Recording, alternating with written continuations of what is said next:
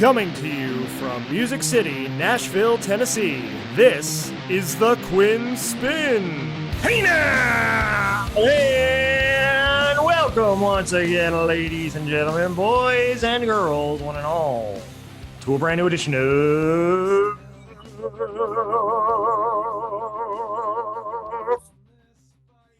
the Quinn Spinn. I'm your host, Quinn. I'm back here on Spotify, Apple Podcasts, Google Podcasts, Anchor, Stitcher, YouTube, and more for another rousing and riveting installment of the official podcast of Underground Music Collective. You just heard Revel 9's All I Become, the official theme song of the Quinn Spinn since the great year of 2014, and it will be until the very end of days. And I am joined by Mr. Scotty Rock, who is fully clothed for now anyway on this show, and he does not have the man bun going on. I don't. I was debating, and I was also lazy. Yeah. So. Well, that's fair. That's fair. So Scotty Rock joining me for a mini OG family episode. Just the two of us today. Funny, you did the your vibrato intro, and when I was watching the Tony Awards, they did Company, and I had a good laugh thinking about when you used to do your Company. Yes. Elle and I had quite the laugh. Still got the pipes. Oh, that was impressive. Still got the pipes. I can hear the applause. Thank you. Thank you. Yeah. Oh, that was like the applause, holding up the applause sign there. That was well, my daughter's asleep, so I can't, you know. Golf clap. I can't go too loud. Golf clap. But just know inside, I was going crazy. I bet. So, what is that? It just sounds like some beast like came up from the underworld over there. Is everything okay? Here? Yeah. I have no idea what you're talking about. Did you move something? Did I? I put my cup down. That might have been it. With that? No. All right. Well, we'll see if it happens again. Anyway, Mr. Rock. No idea. Yeah. Haunted house? Maybe. How you doing, Mr. Rock? I'm doing. We were supposed to record last week, but I was very sick. Mm-hmm. Still slightly feeling the effects. No COVID. I will say that. No COVID. I got tested. I tested myself. I went to the doctor and tested. No, I had a really horrible upper respiratory infection that turned into a bronchial issue, and then it went asthmatic. I have an inhaler. It was bad. It was really bad. Like for a good 5 to 6 days, I was just literally coughing 24/7, couldn't sleep. The cough would turn into like this runaway cough. Right? Couldn't catch my breath. I ended up throwing up a couple times. It was horrible. I wouldn't wish it on my worst enemy. It was horrible. I might right now, but that's besides the point. Hey now! What'd you say? What? Nothing. Keep I didn't hear. I actually didn't hear you. It's okay. Listen back to that on the replay. I'm sure it was very nice, whatever you said. It was not. But anywho, it was bad. So I apologize. I know we were going to record last week, but you ended up going solo, which thank you. Mm-hmm. So yeah, there's that. I'm feeling better. You're also. I'm gonna officially be a father in 1 month. That's where I was going. Okay, yeah. How you feeling? I don't know. I don't even want to say I'm nervous because I've done it before, but a month is not a long time. It's really yeah. At this point, the baby might as well be here. Well, yeah, and it's funny because Elle has a friend that was supposed to give birth, I think 3 days after us, and her water broke 2 days ago, and she had the baby. So, and the baby's healthy, everything's fine. But my point is, you never know. Even though we have a scheduled appointment for a C-section, right? 2 weeks from now, 1 week from now, tomorrow, next week, yeah, you never know. Eviction could be served at any moment. Yeah, exactly. So, I mean, the house is not ready. I guess I'm anxious about that. Mm-hmm. But other than that, I don't know.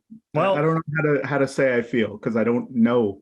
I'm excited, obviously, but just anxious, not nervous, anxious. Yeah. Well, I will say this. You have a little bit of time yet to not only work off that anxiety, but get yourself in shape to chase those two kids around by doing the Quinn Quake workout. There's Coach McQuakes, and JD is not here to accuse me of being Coach McQuake, so I get a little reprieve from that. I will say this though, being sick, I lost 10 pounds because I wasn't eating. So you'll be able to move a little more nimbly when you do the Quinn. Yeah, when I do my Quinn Quake workout, maybe I won't pass gas at the end of the circuit. Well, I mean, maybe that was a maybe.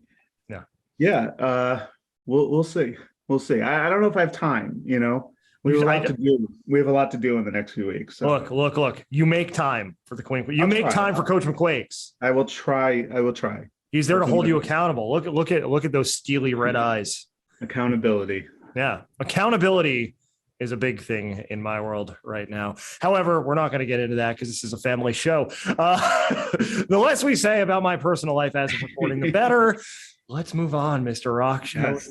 No, actually, things are pretty good. In a music sense, things are great. We had a great month of June. Since we did our shirtless nude review here on the Quinn Spinn, I had the wonderful fortune of engineering a podcast episode for On the Guest List, which our friend Colin Budney of Foxtrot and the Get Down from way back at our Entertainment for a Cure benefit. That's where we met back in New Jersey at Camp Jefferson. Yeah. In 2014. Wait, so he had you on because you had no shirt on? He didn't have me on, no, but I mean, that might have been why he chose to have me engineer this episode. Right. Yeah, Gotcha. So Colin and I met him and his band Foxtrot and the Get Down 2014 at Entertainment for a Cure, which he told me that was their first show. No. Yeah. They were one of the best bands. He told me that was their first show or one of their first shows anyway. Wow. And so all these years later, he calls me a few weeks ago. He's like, hey, I need to call in a favor. I have the Black Keys coming on my podcast and I need a space. Can you help me with that? So I ended up reserving the live room with the stage and Helping Our Music Evolve. We had the lights, we had ferns on the stage, everything. And I brought in the same 12-channel mixer that we used to record our episodes back in the day. Yeah. And you could see the joy on my face because this was such a cool experience to engineer this episode of the podcast that put them in the top 20 of music commentary podcasts on Apple Podcasts. Wow. Engineered. I mean, they were well on their way there anyway. I do not want to take nearly any kind of credit, but like, it's kind of cool that we got to do that. And we got to do that on a piece of this show's history. Like, that's full circle moment because we met through this show, and we've been on these winding trails. And I went out with him and White Sox Dave and Dante from Barstool Sports, who are also part of On the Guest List. And he's like, dude, you and I have never taken our foot off the gas, and it's true. He's been busting it for years. All those guys. They're still together? Yeah. Foxtrot and the Get Down still together. They're a 6-piece now. I actually reunited with them at Music Fest a few years ago up in Pennsylvania. And then we just kind of followed the trail. They had a show here my birthday weekend, the first year I was here in Nashville over at the 5 Spot. We've just kind of intertwined. And then during the pandemic, he was in town. We recorded an episode. I was on it was called Kill Your Internet at the time. Now it's On the Guest List, the podcast, but I got to be a guest. And yeah, I mean, it's just really cool to see these paths crossing over time and the things that people are still doing to this day. So that was a cool moment. I, a few weeks ago, as y'all know, if you listen to the show, had Nate Bain from the Tennessee Titans on the show.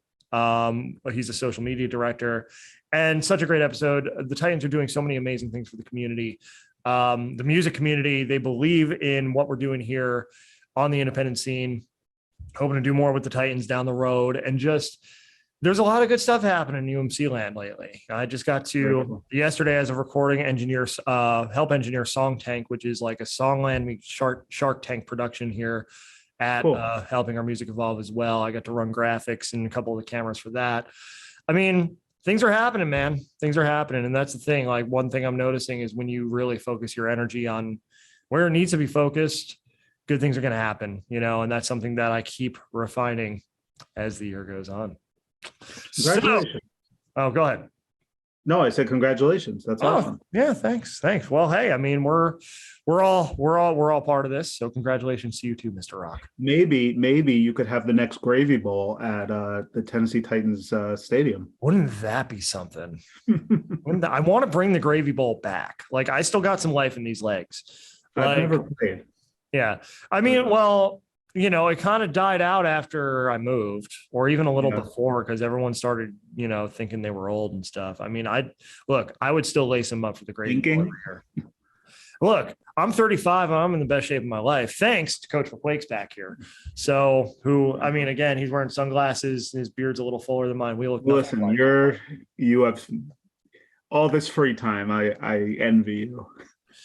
Yeah, I get my hour a day to work out, and other than that, it's just balls. Yes, I know you flaunt it all over your social media. You're working out photos. Yeah. So. Yeah. Which apparently some people have a problem with, but we're not going to get into that.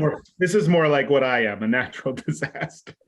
Hey, you know what? But that means you can wreck some stuff. Oh, I guess. I like that. Yeah. Put a positive spin on it. Yeah. Spin with two ends. See what you did there. All right. Well, on that note, I think it's time to do the time-honored tradition. Mr. Rock, are you ready? I am ready. Well, actually, no, I'm not ready. I lied. Yes, I'm ready. For some stupid news with Scotty Rock.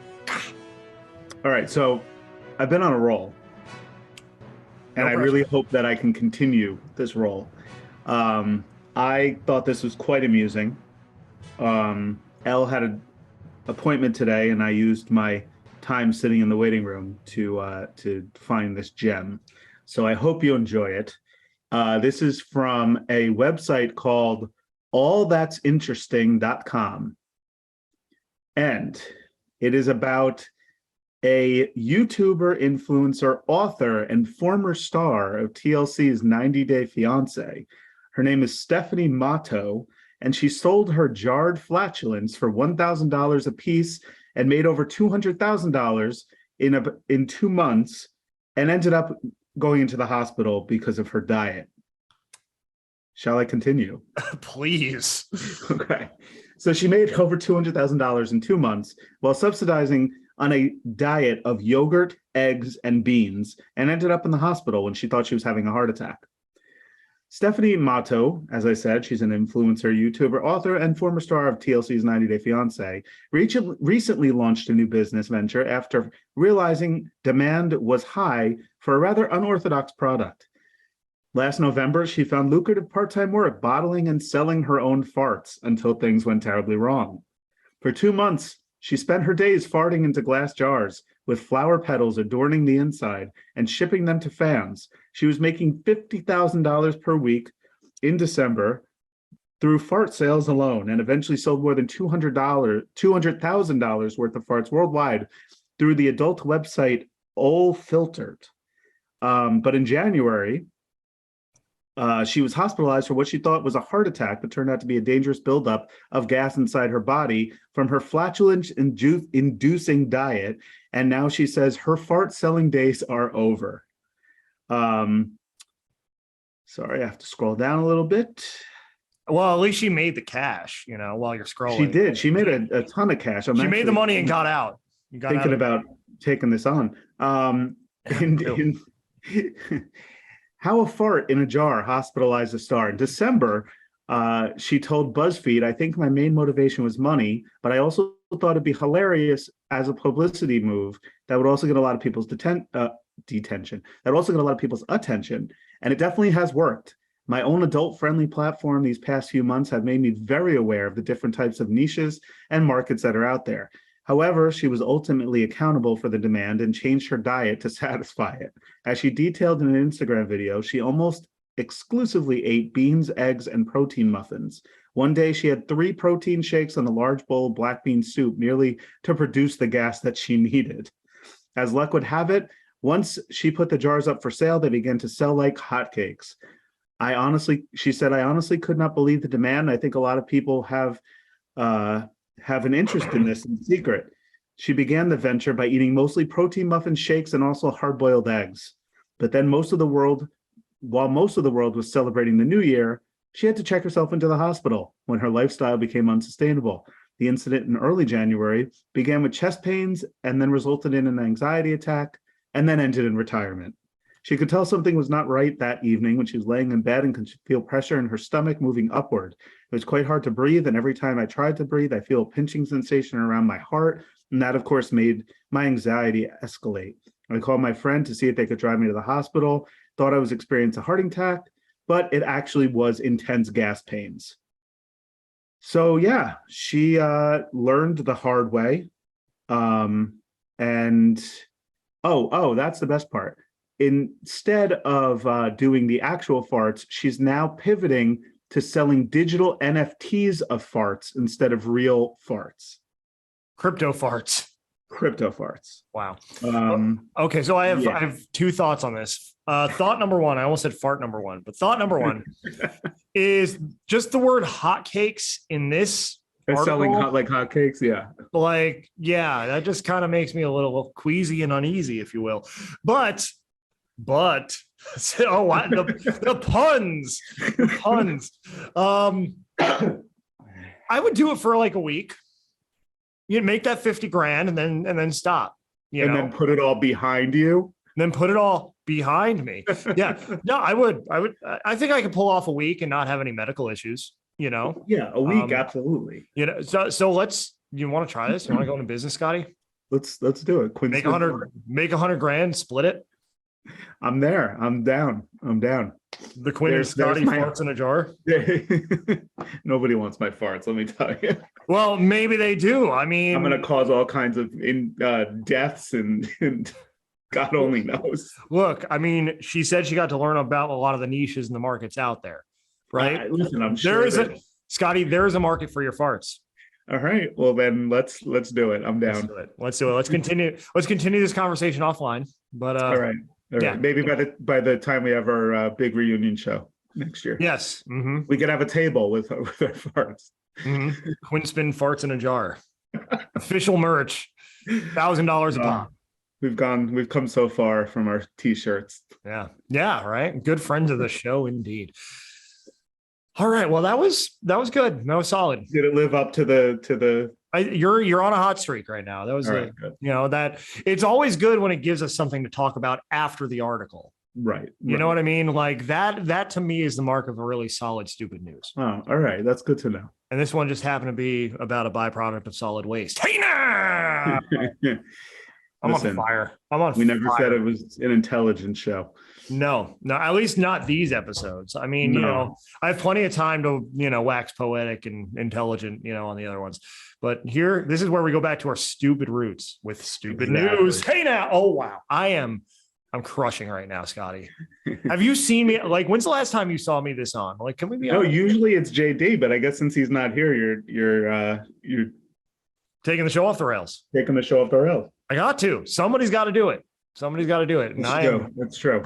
By the way, side note, I know we haven't talked to him and he's been MIA. And speaking of your soundboard, Big Daddy Dell bought a house apparently. Did he really? Congratulations, Quinn Spinn. Round of applause. Oh. Big Daddy Dell also told me he wants to get involved for the 10-year anniversary. When was that? A few weeks ago. I found Dell. So I tagged that photo on Instagram of us from the Jersey Shore Festival. Yes. He was. And he's like, oh, wow, that's a long time ago. I'm like, yeah, coming up on 10 years, we're going to do something. He's like, I want in. So we're going to hashtag find Dell for the 10-year show. I actually told him, our plan for up there possibly to, and this is not official or worked out in any way, but to potentially hashtag return to the basement. I say hashtag I'll believe it when I see it. That's what I say. What, the basement or Dell? No, Dell coming back. Yeah. I mean, we can return to the basement. It's kind of my childhood home, which, my dad still lives in. So I'll just be like, hey, I'm going to do the show that you hated us doing while that would be a moment. All that insulation, though, is finally in the ceiling. That soundproof stuff. So it's going to sound great in there. Awesome. I think we should have a live performance of some kind. We should maybe invite Spinn. because they're Maybe that's still, what I was number thinking. one, they're still up in New Jersey, and number two, they're Yeah. like OG friends of the show, And they want on. and they want on. We're gonna get the let's do that. Let's do that. Yeah. I'm down. I'm ready. Yeah. Anyway, well, good. So to completely shift gears, this has Now been a for pretty something slapstick kind of episode, but we do talk about things that aren't slapstick here, and this certainly is not. No easy way to really go into it. Roe versus Wade was overturned, and I know there are a lot of people in our community here in Nashville and the Underground Music Collective community very upset, and understandably so, because this is not a black and white issue. There are a lot of people affected by this medically. And I think that's a big misunderstanding in some circles, is the medical repercussions of this decision. You know, it's not just, affecting people who don't want to have kids. It's affecting people who, might need life-saving surgery in case of certain pregnancies. It's, and I just want to say, we stand for human rights, and the women in our community right now, we have a lot of women in the Underground Music Collective community that we work with and who we're friends with and that we know and love, are really not sure where to really go from here, because most states in the country will have some kind of ban in place within 30 days, Tennessee being one of them. There will be very few places you can go, to get the service performed.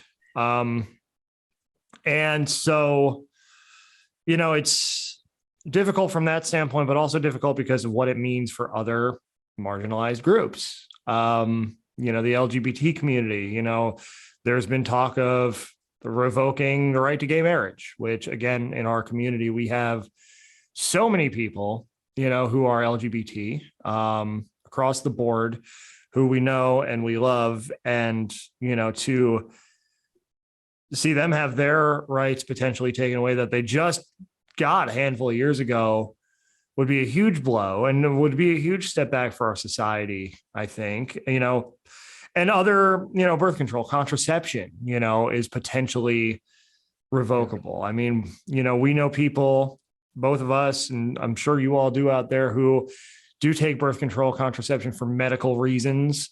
And it's not like it's so far beyond this religious narrative that permeates these issues. And, the fact of the matter is, I'm just going to say this, look, if you're, beating that religious drum, not everybody follows your religion anyway, and there needs to be room for perspective. And I think a lot of that starts, with the people in power, a lot of whom are straight, white, and male, and this is something that kind of came to mind for me, connecting the dots and all this is like the way we raise boys to be men in this society often teaches them to not have consideration, to not have empathy, to not have compassion. We treat these things as weaknesses, to not understand other people and other cultures and other perspectives. And what happens is you have a lot of emotionally stunted men who end up in positions of power, who make decisions that benefit nobody but themselves. If we raised our boys, which doesn't even benefit them. Exactly. It has nothing to do with them. Yeah. Because like a good handful of these justices and politicians will be dead in 10 years. And we're still going to be living with the repercussions of all this, and it's, to be blunt about it, and it's like, we need to, in my opinion, a big piece of this puzzle that doesn't get talked about enough is we need to really raise our boys to have empathy and compassion and understanding for other people and other cultures, to understand that these things are superpowers. Vulnerability is a superpower, not a weakness. Right. Because as that goes, they'll grow up more compassionate. They'll grow up more understanding of people who don't look like them and talk like them and all that. And we'll have a more cohesive society, and that's, I think, our responsibility as men in particular, is to raise our boys that way, and I like that that's becoming more of a common thing where men are, being encouraged to be vulnerable and share their feelings. One person I look up to in the podcast space is Lewis House, who does a great job of that, and really being open, being in his masculine energy, but also like, being a compassionate, understanding, knowledgeable individual. And that's what we need to strive to be. True masculinity, in my opinion, is not toxic. Toxic masculinity is not, in fact, masculinity. It's toxic, insecure behavior. We need to get back to the root of what masculinity actually is in the society. And I think it's going to really guide us forward, and help everybody get more on the same page, so that's really that's what I got out of it, as far as like what I can do and what you can do, Scotty, is like, we need to speak up for these issues. Number one, we need to speak up for things that lie outside of ourselves and what would, typically be thought to affect us, because it does affect us in the long run, because it affects society as a whole. Like if one of us had a partner who had a problematic pregnancy where they needed an abortion, right? Do we want our partner to die? Affect our partner. It affects, your niece, your whoever. I mean, there's generations for I'm sorry, I'll finish what you're saying. And then I mean, you're right. I'm going to piggyback off of that. Nieces, daughters, women in our lives, sisters, all friends, everyone has the possibility to run into an issue where they would need some kind of life-saving surgery, where it would be them or the baby or both. And it's like, you don't want to ever have to be in that position. Number one, like, honestly, I think for a lot of women, especially women with pre-existing conditions, the idea of getting pregnant right now just became a lot scarier, and understandably so. But we need to educate people on that, just as a society, and we need to come to a better understanding and not go back to this 2,000-year-old book, if it's in fact 2,000 years old, that isn't really relevant to the issues that we face, in my opinion. But anyway, that's my soapbox and take on the topic, and it's definitely something we want to shed light on, because this affects a lot of people that we know, and the ripple effects of it, they're going to come for LGBT.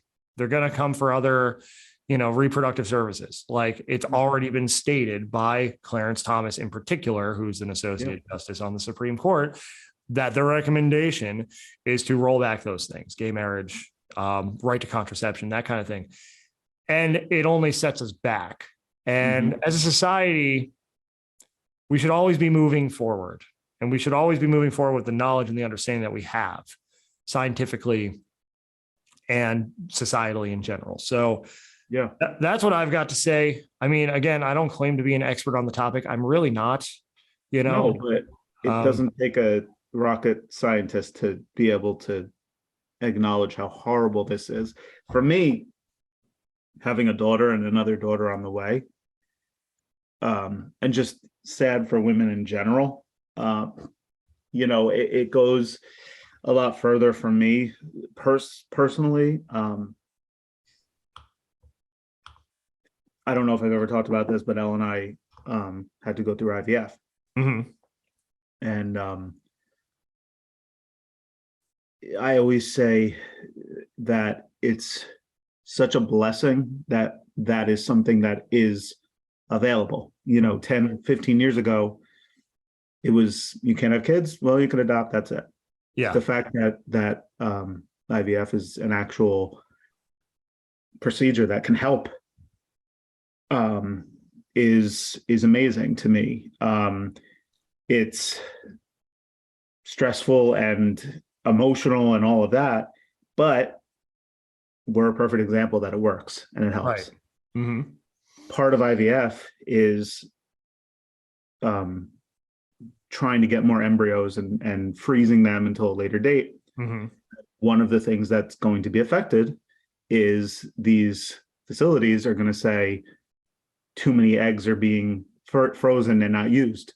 So they're going to whittle it down to say, if you have 10 embryos, which is amazing, for somebody to have that and to be able to freeze them and be able to go to that down the line when they're ready is such a blessing. But to be able to be told you can only have one, and if it works, it works. If not, that sucks.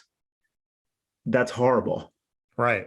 You know, it's just so much more than abortion is legal. You know, Right. Mm-hmm. It's disgusting. It's disgusting. Our country is falling apart. Well, I mean, I feel like there's always something, whether years ago, the Black Lives Matter episode, mm-hmm. you know, we took so many steps back with that. Mm-hmm. Then with the gun laws, we took so many steps back with that. Now it's just like, what's next? Right. How much further back are we going to go? And it's, you know what it is, and it's it's the last gasp of a subset of culture who doesn't want their way of life to die with them. However, I will offer that their way of life should die with them, because their way of life is responsible for most, if not all, of the problems in the Western world. Yeah, absolutely. You know, it's like, just in general, and I know people are going to get mad at me for saying this, and I don't care, because I'm at the point in my life where I give no F's. Say it. Conservative culture teaches people to be closed-minded, look at things in black and white views, and honestly, it does not push us forward whatsoever. No. You know, like, I don't mean to be the woke city boy, but you're living among various cultures, living among various ways of life, people from all walks of life, has really taught me that everybody struggles with different experiences here in this country. It's not just what you see out in rural America, you know, like where it's a lot simpler. Like, there are real things that happen to people every day based on their gender, based on their sexual identity, based on their race, based on their religion, that if you're in rural, safe America, where everybody looks like you and talks like you and thinks like you never get exposed to these things. Right. Everybody should move to a city for a few years, or at least close to one, for a few years out of their life, to get some perspective on what other people who don't look like you deal with, because it will open your eyes.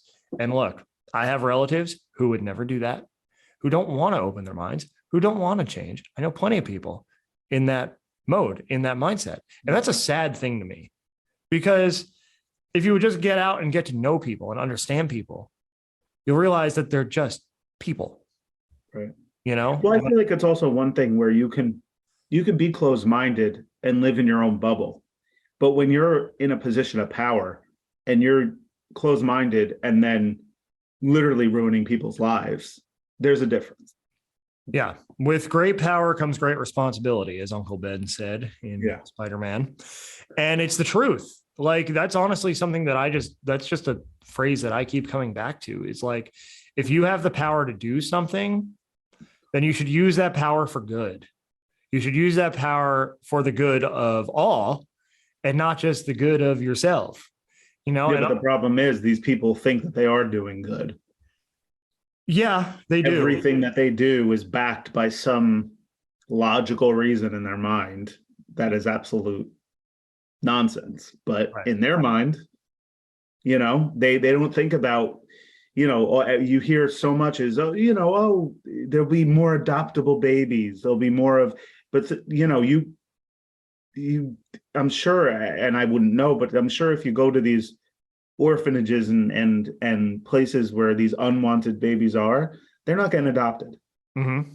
And those are the ones that unfortunately are going to become society's, I don't know what word to use, but they're gonna struggle. They're more prone to struggle. Yes. Than babies born to whole families. Yeah, exactly. You know, and the ripple effects of this. And that's the thing. It's like, I still would argue that it's a matter of perspective.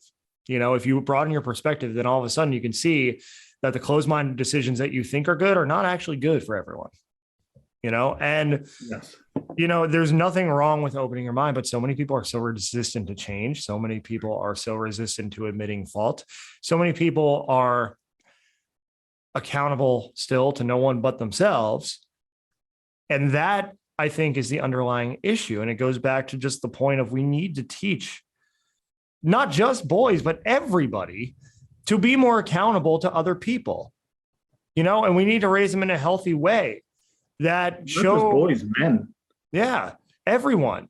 We need to educate ourselves in a healthy way that shows that our actions, whether they affect a few people, whether they affect a whole nation or world, have rippling consequences that will last for years. Butterfly effect is real, y'all. And it happens every day.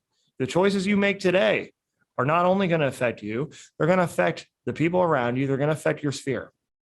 So make choices that are going to have the most benefit and do the most good to that sphere.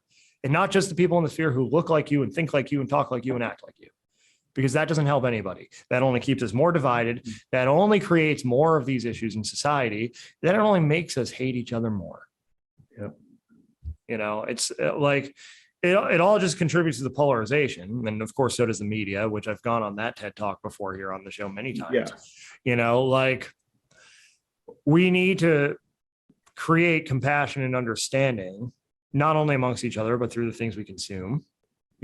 Media wise and that kind of, and I'm again encouraged by a lot of the folks who are doing that independently, but in the mainstream media, it's shock and awe. Ratings. Yeah. And that's all it's about. Yeah. It's not about teaching compassion. It's about what's going to make our advertisers happy. Oh, controversy. Right. And that's, I feel like the news has always been like that. When you put on the news, whether it be your local news, how many happy subjects are there? Maybe one at the end, and if the sports team won. Yeah. Right. It's all about disasters and shootings and this and that. Yeah, it's a mess. It's a mess. And, people need to tune out from that crap. Honestly, I tuned out from it a long time ago. My sister used to watch the news every night. She's like, no, I just read headlines and know what's going on now. Yeah. Because with a 24/7 news cycle, it's hypnotic. It's meant to hypnotize you and keep you hooked and keep you scared, keep you afraid. Nobody needs that. Nobody needs that, and it doesn't do anything to make society better. I don't respect that profession. I don't at all. And I don't care if you're in that profession. I don't respect your profession because it's a load of shit. Salty, Quinn. I came into this episode on fire. Yes.